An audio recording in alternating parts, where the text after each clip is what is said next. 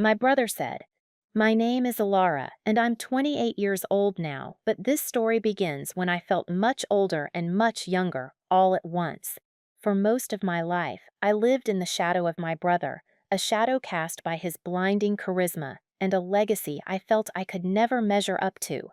I never thought the quietest thing in my life, a single black flower that I had nurtured in secret for over a decade, would be the thing that shouted my worth to the world, especially after my own brother gambled away our entire history. It's funny how the thing you pour your silent soul into can sometimes make the most noise when it matters most. Before I dive into how a game of cards destroyed my family and how a flower saved it, I want to connect with all of you watching. Let me know in the comments where you're watching from today. It's always incredible to see how far these stories travel, and if you've ever felt overlooked or had your passion dismissed by the people who were supposed to support you the most, hit that like button so I know I'm not alone. For all the new viewers, make sure you subscribe because this channel is a community for people who understand that sometimes the quietest ones have the most powerful stories to tell. Our home was called Blackwood Manor. It wasn't as grand as the name suggested, not anymore. It was a house that wore its history like a comfortable old coat, a little frayed at the edges, but full of character. It had been in our family for 4 generations, a sprawling stone building with ivy that crept up the walls as if trying to reclaim it for the earth. But the heart of the manor, for me at least, wasn't in its dusty library or the ballroom with the peeling wallpaper. It was in the back, a magnificent, wrought iron and glass greenhouse that my great-grandfather had built.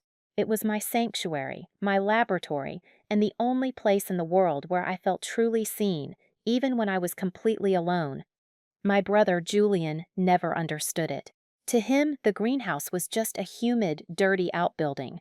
Julian was the sun, and I was the planet that quietly orbited him, sustained by his warmth, but always kept at a distance by his gravity. He was 2 years older, and from the moment he could talk, he could charm.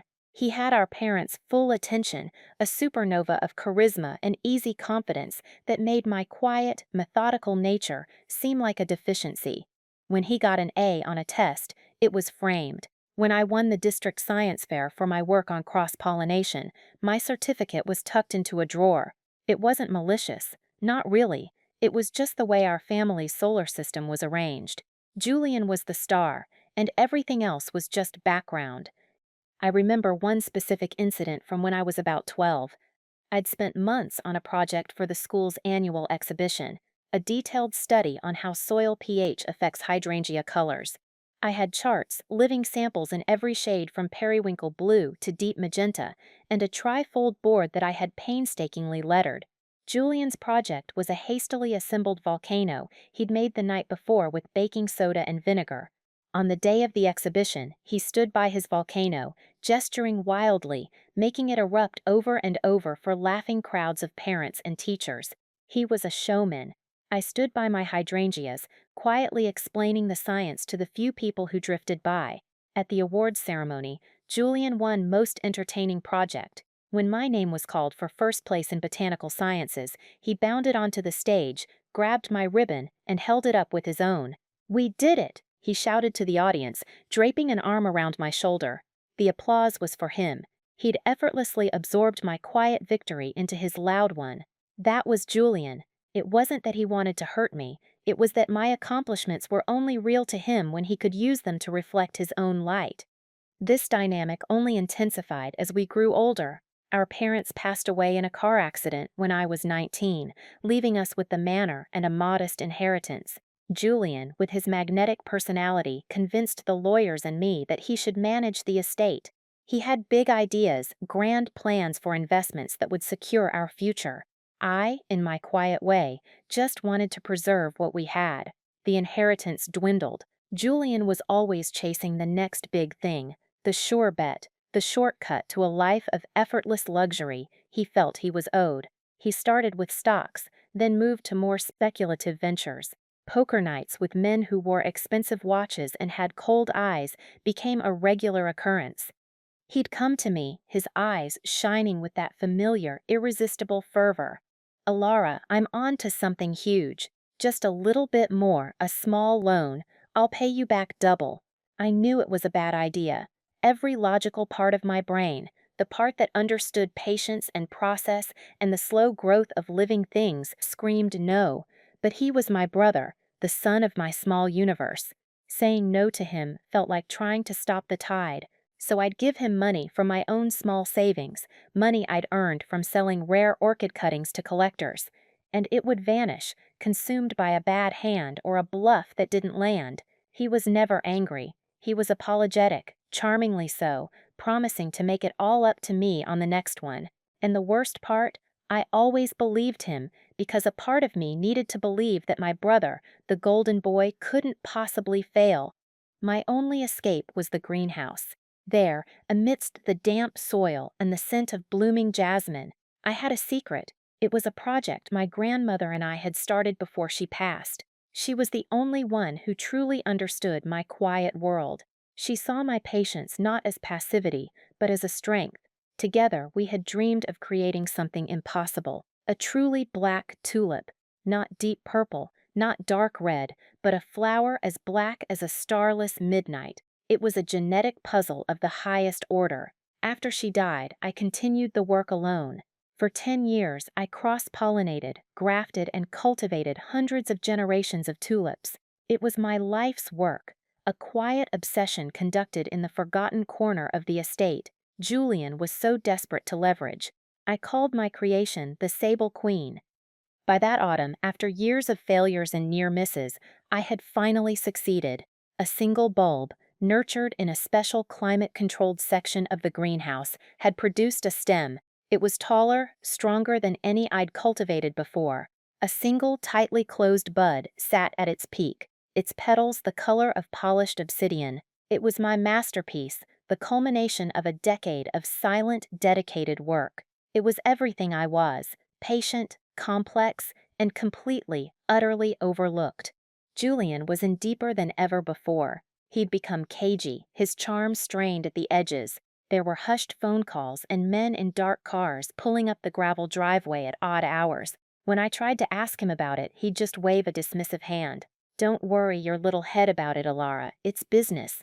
Complicated stuff. I've got a system. One more game. That's all I need.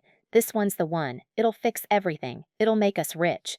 "Rich?" I remember saying, my voice barely a whisper. "Julian, I don't want to be rich. I just want us to be safe. I want to keep our home." He looked at me with a pitying smile that made me feel like a child. "And you will, because your big brother is taking care of it. Have a little faith." He made me feel so small, so naive for questioning him. He was an expert at that, making his recklessness seem like bold vision, and my caution seem like timid fear. The night of the final big game, a storm was raging outside. Rain lashed against the glass panes of the greenhouse, but inside, it was calm and warm. I was tending to my plants, the rhythmic snipping of my shears a counterpoint to the howling wind. Around 10 o'clock, the bud of the Sable Queen began to unfurl. I watched, breathless, as the outer petals slowly peeled back, revealing layers of pure, velvety blackness within. There were no undertones of purple or red. It was perfect. It was the color of a void, and yet it felt so profoundly alive. It absorbed the light, holding it within itself. I gently touched a petal. It felt like cool silk. I had done it. My grandmother would have been so proud. I didn't hear Julian come home. The storm covered the sound of his car. It was almost dawn when I finally left the greenhouse, my heart full of my secret triumph. I found him in the library, slumped in our father's leather armchair. He wasn't drunk, as I'd expected. He was something far worse. He was empty. The usual light in his eyes was gone, replaced by a hollow, haunted look. A half-empty bottle of expensive whiskey sat on the table beside him, untouched. "Julian?" I asked, my voice soft. "What happened?" He didn't look at me. He just stared at the cold fireplace. "It's over," he whispered, his voice raspy. "What's over? The game? Did you lose?" He let out a short, broken sound that might have been a laugh. "Lose? Oh, I did more than that, Elara. I did so much more than that." He still wouldn't look at me, and in that moment, I felt a cold dread creep over me that had nothing to do with the storm outside. He wouldn't confess, not then. The shame was too great, too raw. He just sat there, a collapsed star, his gravitational pull finally imploding on itself. The full extent of the disaster arrived the following afternoon. The storm had passed, leaving behind a world that felt unnaturally clean and quiet. I was pruning roses in the front garden when a sleek black car, the kind that whispers its expense rather than shouts it, crunched up the gravel drive. A man in a perfectly tailored suit stepped out. He was of an indeterminate middle age, with silver hair and eyes that were as placid and cold as a frozen lake. "Can I help you?" I asked, wiping my dirt-stained hands on my jeans. He gave me a brief, dismissive glance before his eyes settled on the manor itself, as if he were assessing a piece of livestock. "I'm looking for Julian. My name is Silas Thorne." The name meant nothing to me. I led him inside, where Julian was still sitting in the library, looking as though he hadn't moved all night. When he saw Silas Thorne, all the color drained from his face. He looked like a cornered animal. "Thorne," Julian croaked. Thorne ignored him, turning his attention to me. "You must be the sister. The botanist." He said the word botanist as if it were a quaint, slightly pathetic hobby. He placed a leather briefcase on the table and opened it with two precise clicks. He pulled out a sheaf of documents. "As of 11:47 last night," he said, his voice completely devoid of emotion, "I am the legal owner of this property. The deed was transferred to me as settlement for your brother's outstanding debt." I stared at him. The words didn't make sense. They were just sounds. "What are you talking about? This is our house. It's been in our family for 100 years. Thorne slid the top document across the polished surface of the table. It was the deed to Blackwood Manor, and at the bottom, in my brother's flamboyant, arrogant script, was his signature. My eyes darted from the paper to Julian's face, and that's when he finally broke. "I'm sorry, Elara," he sobbed, his head in his hands. "I was so sure. The hand was perfect. I was going to win everything back. I was going to fix it all. I put the house up as collateral. I had to. It was the only way to get back in the game. I was going to win. I was so sure." His words were a pathetic, self-pitying torrent, but I barely heard them. All I could hear was the blood roaring in my ears. I looked at Silas Thorne, who was watching Julian's breakdown with the mild disinterest of a man watching a boring play. He hadn't won a card game. He had dismantled my entire world. He had taken my home, my history, my sanctuary, and my brother, my charming, brilliant, golden brother, had handed him the keys. The greenhouse, my grandmother's legacy, the Sable Queen which had bloomed in triumph just hours before, it was all gone. Thorne owned the dirt it grew in. The foundation of my life, the very ground beneath my feet, had been gambled away in a single reckless night, and the sun I had spent my entire life orbiting had just gone dark, taking everything with it. Silas Thorne was not a man given to sentiment. He informed us, in that same flat, dispassionate voice, that we had 30 days to vacate the premises, 30 days to dismantle 4 generations of life, to pack up the ghosts and memories that resided in every corner of Blackwood Manor. He wasn't cruel about it. He was simply factual. The transaction was complete. The house was now an asset in his portfolio. Our emotional attachment to it was not a variable in his equation. The days that followed were a waking nightmare. Julian completely disintegrated. The charm, the confidence, the easy smile, it all dissolved, leaving behind a hollowed-out man, consumed by shame and cheap whiskey. He was a ghost haunting the halls of his own failure, sometimes not moving from the library for a full day, other times wandering the grounds aimlessly, his shoulders slumped in defeat. He was useless, worse than useless. He was a constant, breathing reminder of the catastrophe he had created. The responsibility for everything fell on me. I was the one who had to go into the attic and sort through dusty boxes of my grandparents' letters. I was the one who had to wrap my mother's porcelain teacups in newspaper, my hands shaking so badly I was afraid I'd break them. Every object I touched was a memory, a piece of a life that was being erased. I packed up Julian's childhood trophies, his debate team medals, his framed photos of smiling friends. The bitter irony was not lost on me. I was packing away the evidence of the golden boy he used to be, while the broken man he had become couldn't even bring himself to pack a pair of socks. He tried to talk to me once, a few days into the process. He found me in the study, carefully taking my father's books down from the shelves. He reeked of stale alcohol. "Elara," he began, his voice thick with self-pity. "I'll fix this. I'll get a job. I'll make it right." I didn't even look at him. I just placed another book into a cardboard box. "How, Julian?" I asked, my voice as cold and empty as I felt. "How will you fix this? What job is going to earn you enough to buy back Blackwood Manor? You gambled away a century of our family's history. You don't fix that with a paycheck." He flinched as if I'd struck him. He had no answer. He just turned and shuffled away, retreating back into his fog of despair. There was nothing left to say.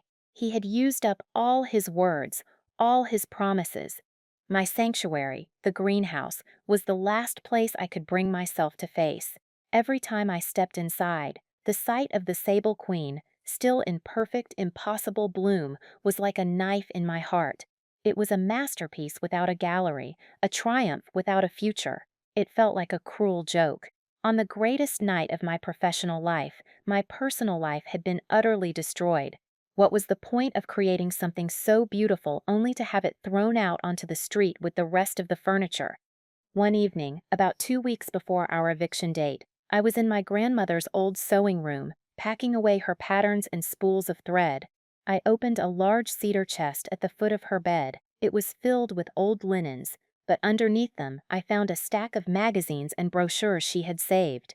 Most of them were gardening publications from decades ago, but one was different. It was glossy, elegant, and recent, the Orchid and Sable Grand Horticultural Exposition. It was the most prestigious flower show in the country, perhaps the world. My grandmother must have been sent it before she passed. I idly flipped through the pages, looking at photographs of impossibly perfect flowers and smiling, wealthy patrons. And then I saw it, a small section detailing the grand prize for the most innovative cultivar. The prize was $250,000. I stopped. I read the number again. 250,000. I did a quick, frantic mental calculation, based on recent property sales in the area, and considering Thorne probably got the house for the value of Julian's debt, it might be enough. If I could add my own savings, it might just be enough to make a credible offer to buy back the house. The idea was insane, a frantic, desperate fantasy. The exposition was in 2 weeks. People spent years, entire careers, preparing for it. They had teams, sponsors, massive budgets. I had a single flower in a pot, a broken brother, and a ticking clock. It was impossible. It was a ridiculous long shot. It was, I realized with a sudden, shocking surge of clarity, the only chance I had. I looked from the brochure to the window, which faced the back garden. I could just see the glass roof of the greenhouse glinting in the moonlight. Inside was the Sable Queen, a priceless, one-of-a-kind creation. Maybe, just maybe, it was enough. That night, for the first time since Thorne's arrival, I felt something other than despair. It was a tiny, fragile seedling of hope, but it was there. The next morning, I made my decision. I found Julian in the kitchen, staring into a cup of black coffee. "I'm going to enter the Grand Horticultural Exposition," I said, my voice firm. He looked up, his eyes bloodshot and confused. "What are you talking about?" "The flower show. The grand prize is enough. It might be enough to buy back the house." Julian stared at me for a long moment, and then he did the worst possible thing. He laughed. It was a hollow, bitter sound. "You? You and your dirt? Elara, be serious. Do you have any idea what that competition is like? It's for professionals, for the big names, people with million-dollar greenhouses. You think you can just show up with one little black flower and win? Don't be ridiculous." And there it was, the same old dismissal, the same casual condescension that had defined my entire life. Even now, at his absolute lowest point, with his entire world in ruins around him because of his own catastrophic arrogance, he still had the audacity to look down on me, on my work, on my passion. In that moment, something inside me snapped. The years of quiet resentment, of swallowed pride, of being the dutiful, overlooked little sister, it all hardened into a cold, diamond-sharp resolve. "Watch me," I said. The words were quiet, but they felt like the loudest thing I'd ever said in my life. I turned and walked away, leaving him gaping at me. He was right. It was ridiculous. It was impossible. But his disbelief was the final gust of wind my little seedling of hope needed. This was no longer just about buying back the house. It was about proving that the quiet, patient work I had done in the shadows had more value than all the loud, empty promises he had ever made. The first hurdle was the application. The deadline had passed a week ago. The rules were strict. Late entries were not accepted without a formal sponsorship from a recognized member of the Horticultural Society. My heart sank. It was an old boys' club, a world of legacy and connections, and I was an outsider. But then I remembered a name from my grandmother's old journals, Alistair Finch. He was a legend, a retired judge from the exposition itself, and an old friend of my grandmother's. They had corresponded for years, trading seeds and horticultural gossip. According to her last entry, he lived in a private estate about 2 hours away. He was my only shot. Finding him was like something out of a storybook. His estate was hidden down a long, winding country lane, ending at a pair of imposing iron gates. I managed to talk my way past a skeptical groundskeeper and was led to a massive conservatory that dwarfed our own greenhouse at Blackwood. Inside, it was a riot of exotic life. Tropical plants with leaves the size of dinner plates, strange and wonderful orchids dripping from the ceiling, the air thick and sweet with the scent of 1,000 different blossoms. And in the middle of it all was a stooped elderly man with a shock of white hair and dirt under his fingernails, carefully tending to a carnivorous pitcher plant. "Mr. Finch?" I asked, my voice trembling slightly. He turned, his eyes sharp and appraising behind a pair of wire-rimmed spectacles. "Who's asking?" he barked, his voice a gravelly rasp. I introduced myself, mentioning my grandmother's name. A flicker of recognition softened his expression, but only for a moment. I explained my situation, the house, the competition, the late entry. I could see him shutting down, his skepticism returning. "My dear girl," he said, sighing, "I get a dozen requests like this a year. Everyone thinks their prize rose or their unique lily is the key to fame and fortune. The exposition is not a stage for amateurs. It's a battlefield." "I'm not an amateur," I said, my voice stronger than I expected. "And this isn't just a flower." He raised a skeptical eyebrow. He began to grill me, firing off a volley of technical questions about hybridizing techniques, genetic markers for petal pigmentation, soil chemistry, and nutrient balancing. He was testing me, trying to expose the gaps in my knowledge to send me running. But this was my world. I answered every question calmly and precisely. I explained the decade-long process, the hundreds of failed attempts, the specific recessive genes I had managed to isolate. His expression slowly shifted from cynical dismissal to grudging respect. Finally, he fell silent. "All right, young lady, you can talk the talk. Let's see the flower." With trembling hands, I opened the specially designed, temperature-controlled case I had brought with me. I lifted out the pot containing the Sable Queen. I placed it on a workbench in a pool of sunlight. Alistair Finch stared at it. He didn't speak for a full minute. He slowly took off his glasses, polished them, and put them back on, as if he couldn't believe what he was seeing. He leaned in close, his nose almost touching the petals. He gently touched the edge of a leaf. He looked at it from every angle. "My word," he whispered, his gruff voice filled with a reverence I never would have thought possible. "In all my 80 years, I have never seen anything like it. The texture, the purity of the color, it's impossible." He looked at me, and for the first time, he truly saw me. Not as a naive girl or a desperate amateur, but as a peer. "You did this?" he asked, his voice full of awe. "Yes, sir," I replied. He nodded slowly. "Then we have work to do." He agreed to sponsor me. The next 2 weeks were a whirlwind of frantic preparation. Alistair, he insisted I call him, Alistair was a demanding but brilliant mentor. He coached me on presentation, on how to speak to the judges, on how to create a narrative around the flower. We designed a simple, dramatic display, a single black velvet pedestal under a specially calibrated light that would show off the tulip's unique ability to absorb light without any reflection. He warned me about the politics of the competition, the rivalries, the jealousy. "You will have a target on your back," he warned me. "A complete unknown with a specimen like this. They will try to tear you down. Be ready." His primary warning was about a woman named Isabella Dubois.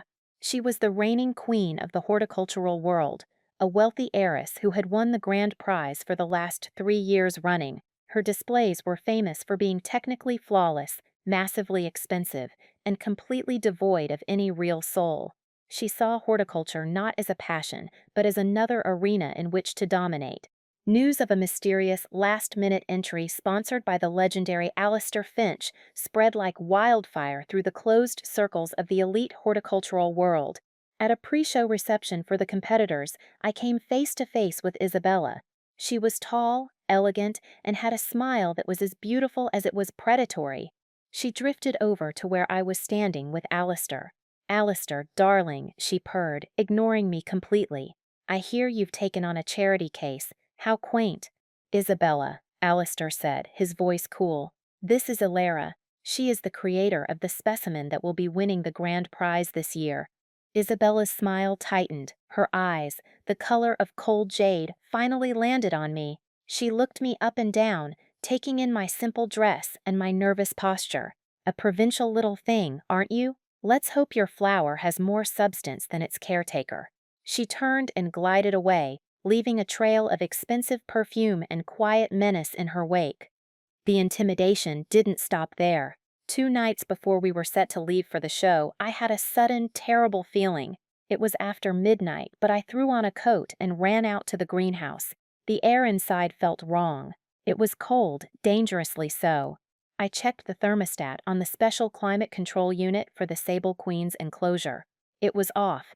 The digital display was blank. I frantically checked the power cord. It had been pulled from the wall socket, just enough to break the connection. It wasn't an accident. Someone had deliberately unplugged it. The temperature inside the enclosure had already dropped by 15 degrees. Another hour, and the shock of the cold would have sent the tulip into irreversible dormancy, or worse, killed it. My heart hammered in my chest as I plugged it back in and waited for the heating element to kick on. It was sabotage. I had no proof it was Isabella, but I knew this was the battlefield Alistair had warned me about. These people weren't just competing with flowers, they were playing for keeps. Throughout all of this, Julian remained a ghost. He watched my frantic preparations with a detached, almost sarcastic air. "Still playing with your little flower project?" he'd ask, his words slurring slightly. His cynicism was a constant, grinding weight on my already frayed nerves. On my last night at the manor, as I was loading the tulip secure case into Alistair's van, he came out onto the porch. "You're really going through with this, aren't you?" he said. It wasn't a question, it was an accusation. "I have to, Julian. You're going to fail, you know," he said, his voice flat. "And you'll just make it all worse. You'll humiliate yourself. You'll humiliate me." I stopped what I was doing and looked at him, truly looked at him. The handsome, charming brother I had adored was gone. In his place was a bitter, broken stranger who wanted to pull me down into the abyss with him. "I can't be humiliated anymore, Julian," I said, my voice shaking with a quiet fury. "You took care of that when you signed away our home. The worst has already happened. Now I'm going to go and try to fix it, without you." I closed the van door, got into the passenger seat, and didn't look back as Alistair drove us away from Blackwood Manor, leaving my brother alone with the ghosts of his own making. The exhibition hall was an overwhelming cathedral of flora. The air was thick with the perfumes of 1,000 competing blossoms, a symphony of scent and color. Massive, ostentatious displays towered on all sides. There were walls of cascading orchids, topiaries sculpted into mythical beasts, and delicate jewel-like bonsai trees that were hundreds of years old. It was a world of unimaginable opulence and horticultural perfection. It was designed to intimidate, to make you feel small and insignificant. And then there was Isabella Dubois's exhibit. It was the centerpiece of the hall, a monstrously large and technically complex ice palace constructed from frozen distilled water, with hundreds of rare snow-white phalaenopsis orchids suspended within it, each one lit from below by a tiny LED. It was breathtaking in its ambition and its expense. It was also, as Alistair had predicted, utterly soulless. It was a sterile, cold display of wealth, not of passion. The crowds around it were huge, murmuring in appreciative whispers. Our display was on the other side of the hall, in a quieter corner. By comparison, it looked almost pitifully bare. We had set up the single black velvet pedestal just as we planned. The specially designed lamp above it cast a focused, warm light. All we had to do now was wait for the judging to begin. I placed the Sable Queen on its stand, making one final adjustment. Against the opulence of the rest of the hall, its stark simplicity was either going to be seen as a work of genius or a laughable failure. There was no middle ground. As the doors opened to the public, I saw a familiar figure slipping through the crowd, looking horribly out of place. It was Julian. He was wearing a rumpled suit, his hair was uncombed, and his face was pale and drawn. He looked lost. Our eyes met across the crowded room. He had come. I didn't know if he was here to support me or to watch me crash and burn, to have his own bitter predictions confirmed. A part of me didn't care. His opinion, which had once been the sun that my world revolved around, suddenly felt very small and very distant. He found a spot at the back of the crowd that was forming around my exhibit and just stood there, watching. The judges began their procession. They were a stern, intimidating group of 5, led by a formidable woman with piercing dark eyes named Dr. Eris. They moved with a slow, deliberate pace, clipboards in hand, their faces unreadable masks of professional neutrality. They spent a long time at Isabella's ice palace, nodding and making notes. Isabella stood beside it, preening, accepting their technical questions with a confident, practiced smile. I felt a knot of pure dread tighten in my stomach. Then they came to my corner. The crowd parted to let them through. A hush fell over our section of the hall. The 5 of them stood in a semicircle around the pedestal, staring at the Sable Queen. Dr. Eris leaned forward, producing a jeweler's lope from her pocket, and examined a single petal with intense concentration. She straightened up, her expression still impossible to read. "Miss," she prompted, looking at me. "It's Elara," I said, my voice coming out as a reedy whisper. I cleared my throat and tried again. "My name is Elara." "Elara," Dr. Aris repeated. "Tell us about your creation." This was it. Alistair had coached me for this moment. I took a deep breath, trying to steady my racing heart. I looked at the judges, at the curious faces in the crowd, and finally at the single black flower that represented a decade of my life. "She is called the Sable Queen," I began, my voice growing stronger with every word. "She is the result of 10 years of selective breeding and genetic isolation, a project I began with my late grandmother. Our goal was to create a tulip with a complete absence of anthocyanin undertones, resulting in a pure, non-reflective black. I didn't just talk about the sentiment. I delved into the science. I explained the complex process of cross-pollinating the Queen of Night and Black Hero varietals, the meticulous work of identifying and amplifying a rare recessive gene mutation through hundreds of generations. I spoke of the failures, the blights, the batches that had to be destroyed.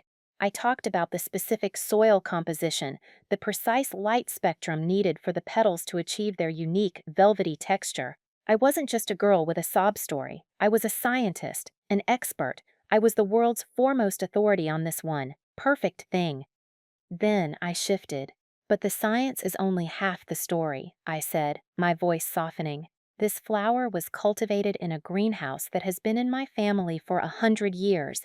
Every failure, every small success happened within those walls. The Sable Queen isn't just a botanical achievement, it's a legacy. It's a testament to patience, to quiet, dedicated work. It's proof that something small and overlooked, something that takes years to nurture in the shadows, can one day grow into something singular and beautiful."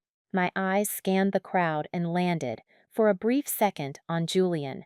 He was staring at me, his mouth slightly agape, and I saw in his eyes a look I had never seen before: shock. It was the shock of a man seeing something familiar for the very first time. He was finally seeing me, not as his mousy little sister who played in the dirt, but as this poised, passionate woman who held an entire room captive with her knowledge and her story. He saw the rapt attention of the judges, the awe on the faces of the crowd, the proud, paternal smile on Alistair Finch's face. And in that instant, the full weight of his betrayal seemed to land on him. He hadn't just lost a house, he had dismissed, ignored, and betrayed the incredible person who had lived in it with him. He visibly shrank, the shame washing over him like a physical wave. Dr. Aris held up a hand. "Thank you, Elara." The judges conferred in low, urgent whispers for what felt like an eternity. They made a few more notes on their clipboards and then moved on, their faces still giving nothing away. The wait for the announcement was excruciating. Finally, Dr. Aris mounted the main stage, a golden envelope in her hand. The hall fell silent. She gave a long speech about the quality of the year's entries, the dedication of the competitors. Finally, she opened the envelope. There were many displays of technical brilliance and horticultural beauty this year, she announced, her voice echoing through the vast hall. But the grand prize is awarded for innovation, for passion, and for a creation that pushes the boundaries of what is possible. For a specimen that is not only a triumph of genetic cultivation, but also a work of art, possessing a story as deep and compelling as its color. The grand prize of the Orchid and Sable Grand Horticultural Exposition goes to The Sable Queen by Elara. The world exploded. The hall erupted into a roar of applause. Light bulbs flashed in my eyes. People were surging forward, shouting congratulations. Alistair wrapped me in a fierce, proud hug. I saw Isabella Dubois's face in the crowd. Her beautiful mask had shattered, replaced by an expression of pure, venomous fury, before she turned and stormed away. It was a dizzying, surreal dream. Through the chaos, I saw Julian pushing his way toward me. He finally reached the edge of the display, his eyes filled with a desperate mixture of pride and devastating regret. "Elara," he said, his voice cracking, "you were incredible. I am so sorry." He reached for my hand to congratulate me, to apologize, to reclaim some small part of my victory as his own. But I just looked at him, not with the anger he deserved, but with a sudden, calm clarity. The dynamic of our entire lives, the gravitational pull he had always exerted, was finally broken. I was my own star now. "Not now, Julian," I said, my voice quiet but firm. I pulled my hand back. I turned away from him and toward the crowd, toward the journalists and the botanists and the collectors who were all clamoring to talk to me, to celebrate my work, my achievement. For the first time in my life, I chose my own light over his shadow. The boundary was drawn. The aftermath of the win was a deluge. My quiet life was over. I was mobbed by journalists, photographers, and a seemingly endless stream of people who wanted to shake my hand, to tell me my story had moved them, to offer me jobs. It was overwhelming, but Alistair acted as my shield, steering me through the chaos with the calm authority of a man who had seen it all before. The most startling development was the flood of commercial offers. Botanical firms, private collectors, and even national museums were falling over themselves to acquire the Sable Queen. They didn't just want the flower, they wanted the exclusive rights to its genetics. They were talking about figures that made the $250,000 prize money look like pocket change. Alistair sat down with me in a quiet office away from the main hall, a stack of business cards in his hand. "This is the real prize, Elara," he said, his eyes twinkling. "The money is nice, but this is a career. This is a legacy. We need to be smart." He helped me vet the offers, discarding the opportunistic ones and focusing on two serious contenders. Over the next few days, with Alistair acting as my agent and a lawyer he recommended, we negotiated a deal. I sold the exclusive propagation rights to a renowned botanical research institute for a sum that was truly life-changing. It was enough to buy Blackwood Manor 10 times over. I had secured not just our past, but our entire future. My first act as a woman of independent means was to call Silas Thorne's office. I requested a meeting. I didn't go as a supplicant, begging for my home back. I walked into his gleaming minimalist corporate office, wearing a tailored suit I had bought that morning. I felt like I was wearing a costume, but it gave me a strange sense of confidence. He met me in a vast boardroom with a panoramic view of the city. He seemed surprised to see me, a flicker of curiosity in his cold eyes. Miss Elara, to what do I owe the pleasure? Mr. Thorne, I said, my voice even and steady. I'm here to buy my house back. He smirked, a small, condescending twitch of his lips. I'm afraid the property is not on the market. Everything is on the market for the right price, I countered, echoing a phrase I had once heard him use. I slid a cashier's check across the enormous mahogany table. It was for the full amount of Julian's debt, plus an additional 20%. This is my offer. It's a generous return on your investment. It's also my only offer. I am prepared to sign the papers today.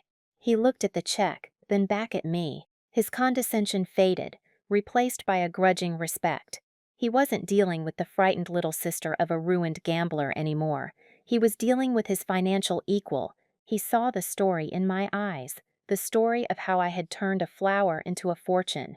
He, a man who respected only power and clever plays, respected the move. Very well, he said after a long silence. You have a deal. I signed the papers alone. The clerk at the county records office stamped the new deed, and there it was, in crisp black ink. Owner, Elara, not Elara and Julian, just Elara. The weight of generations settled onto my shoulders, but this time it didn't feel like a burden. It felt like a mantle of strength. I had single-handedly reclaimed our legacy. A few days later, I was back at the manor. It was strange to be there knowing it was truly mine. The 30-day eviction notice was null and void, but the boxes were still everywhere, ghosts of a future that had almost happened.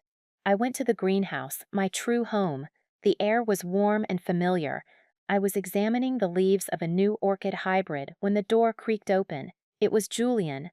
He looked different. He was sober, for one. The haunted, hollowed-out look was gone, replaced by a profound, quiet sadness. The arrogant charm was nowhere to be seen. He looked at me, his eyes filled with a shame that was finally, truly genuine. I heard what you did, he said, his voice soft. I saw the article online about the deal you made. He took a hesitant step forward. Elara, I don't know what to say. Sorry isn't a big enough word. It never will be. He finally looked me straight in the eye. I was a fool. I was arrogant, and I was selfish. But worse than that, I was jealous. I think I was always jealous of you. Not of your flowers, but of your focus, your dedication. You always knew how to create things, how to make things grow. All I ever knew how to do was take risks and break things. He shook his head, a single tear tracing a path down his cheek. I don't deserve to live here. I don't deserve your forgiveness. I wanted to say it. I wanted you to hear it. I am so, so sorry for what I did to you. To us. It was the first real apology he had ever given me in his entire life. There were no excuses, no rationalizations, no charisma designed to make me feel better. It was just the raw, ugly truth. I listened, letting his words settle in the quiet, humid air of the greenhouse.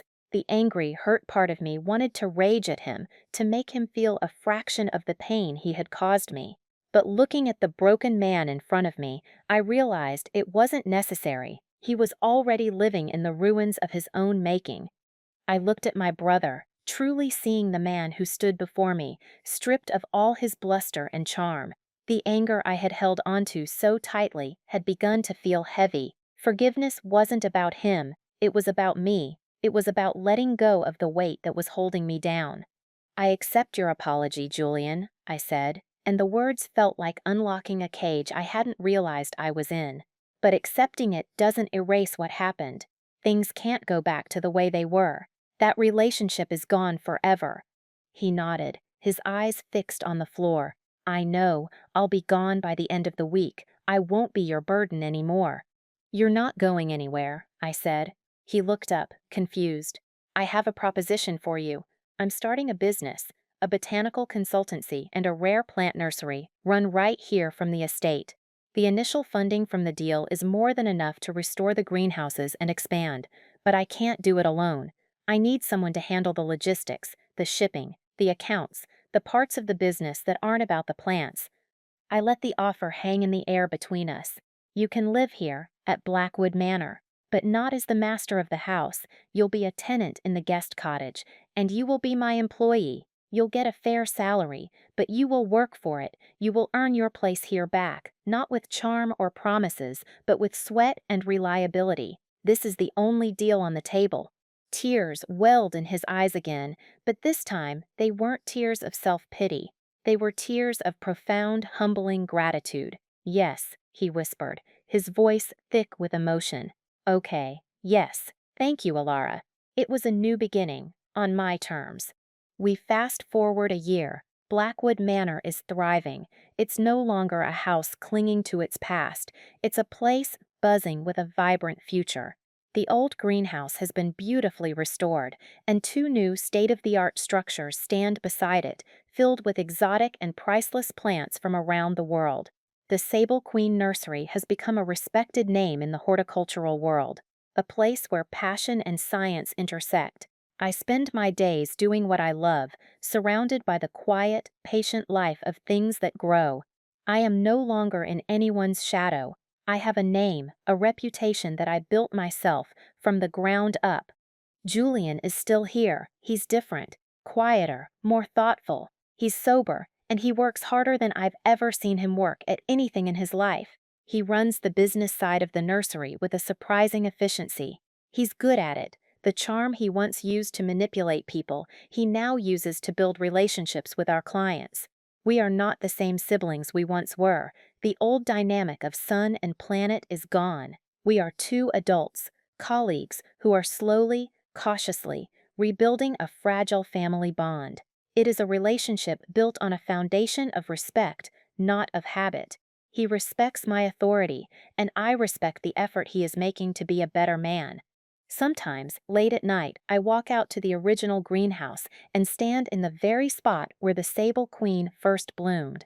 That single flower didn't just win me a competition, it won me my life.